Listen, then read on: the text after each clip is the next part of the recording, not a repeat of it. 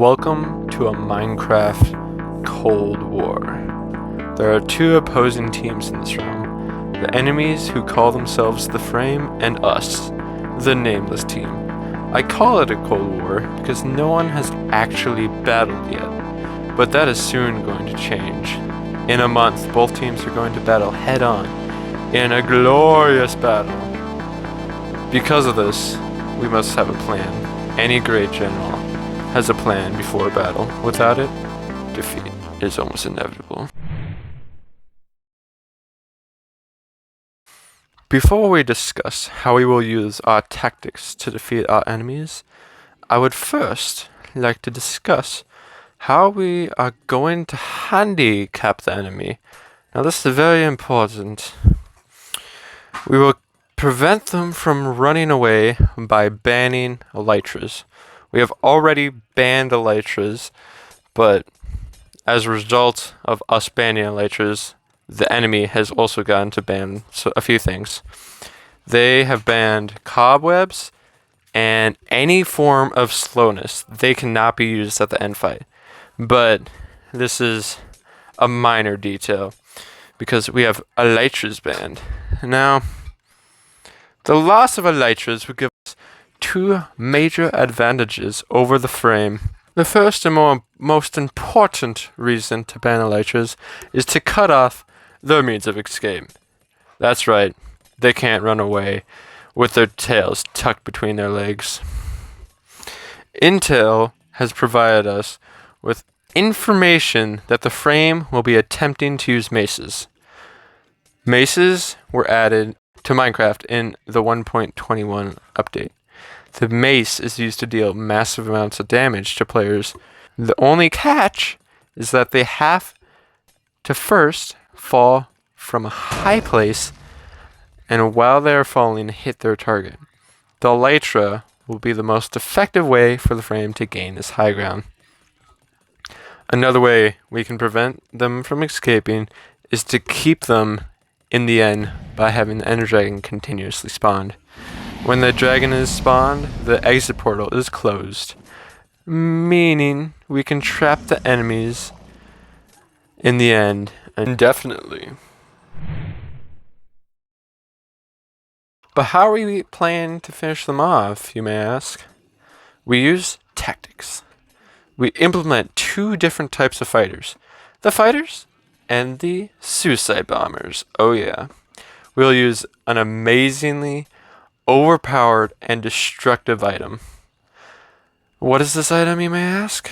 Well, it's a bed. Yeah, we're gonna use beds to kill our enemies. Minecraft is a weird mechanic that makes beds blow up in the nether or the end when you try and access it.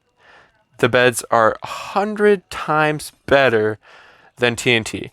TNT takes seconds to blow up. I mean, who has that type of time? Additionally, beds are much cheaper to craft. They only take 3 wool and 3 oak planks, where TNT takes 5 gunpowder and 4 sand. In addition to beds, we will provide our suicide bombers with a totem, armor, an axe, speed, and invisibility. But why in the world do we need to give them all this stuff if they're going to lose it in seconds? That, my friend, is where tactics come in. Each life, they will have 2 beds, giving them multiple attempts to destroy a target. The totems will give them 2 attempts at blowing up the enemy. If they fail on the first bed, they will die. I should say, they would die. But with the totem, they will remain standing, giving them a chance at redemption. The armor will be the base diamond armor that villagers sell. Base diamond armor will provide them with a minimal amount of protection against any arrows shot at them and give them a second sneaky bonus called camouflage. Both the attackers and suicide bombers will wear diamond armor and be invisible. It will be almost impossible to distinguish between the two.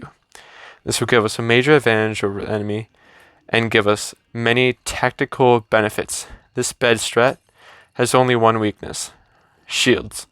These shields can block all damage from bed explosions. The axes can disable shields, making them useless to our enemy. If they don't have any shields, Axis will provide our suicide bombers with a second source to fight with. But to make suicide bombers an effective strategy, we'll need to have many backup armor sets and a quick way to gear up. We can use villagers and farms to get the needed resources and make use of dispensers and droppers to automatically equip any needed gear, just like the Iron Man suit-up chamber.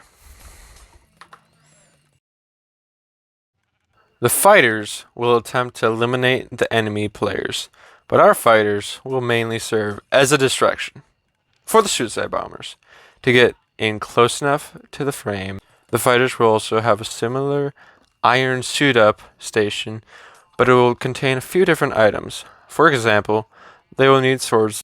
Here's an example of what their inventory will look like.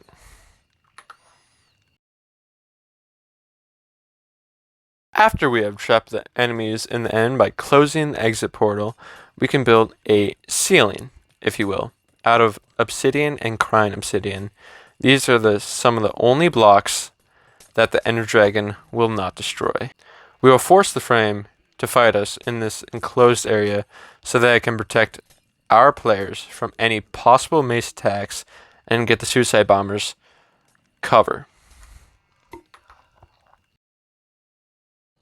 Plan is all well and swell, but it's only a plan. To put it into reality, we need resources, and a whole lot of them. Making the ceiling alone will take over 40,000 blocks of obsidian and Crine obsidian.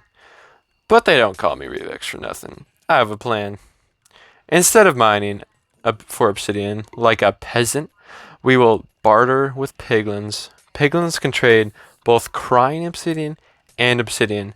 They have an 8.71% chance to drop a 1 obsidian and a 5.73% chance to drop 1 to 3 Crine obsidian.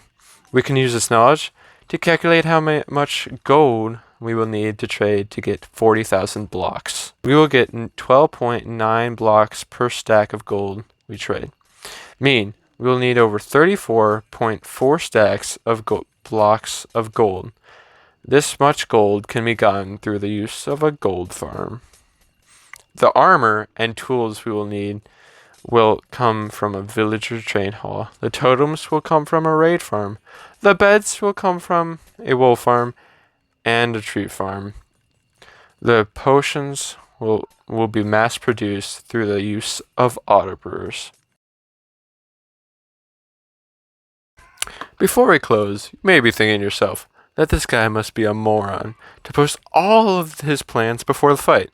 Even the great YouTuber Technoblade said, "Whatever you do, don't reveal all your techniques in a YouTube video.